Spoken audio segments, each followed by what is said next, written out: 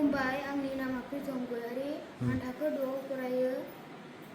खुलुमबाय आंनि मुङा रुहित बसुमतारी आं थाखो 2आव फरायो। जोङो गामि ओनसोलाव दै गुबुंले लोंनायखौ नुनानै मोनसे इक'-फ्रेन्डलि आइडियानि बेनिफ्राय जों माबोरै दै गुबुंलेखौ गोग्गो मोननो हायो। जोङो बथल हास'नानै गिबियाव फिल्टार खालामनो खुन लाबाय, खुननि उनाव बालानि उनाव हांगार होदों, हांगारनि उनाव अन्थाइ सेरेब होदों, अन्थाइ सेरेबनि उनाव अन्थाइ होदों। बेयो जाबाय फुख्रिनि दैखौ जों बे फिल्टाराव होनाय जाबाय। फाइनालाव बियो दै लोंजाग्रा जाबाय।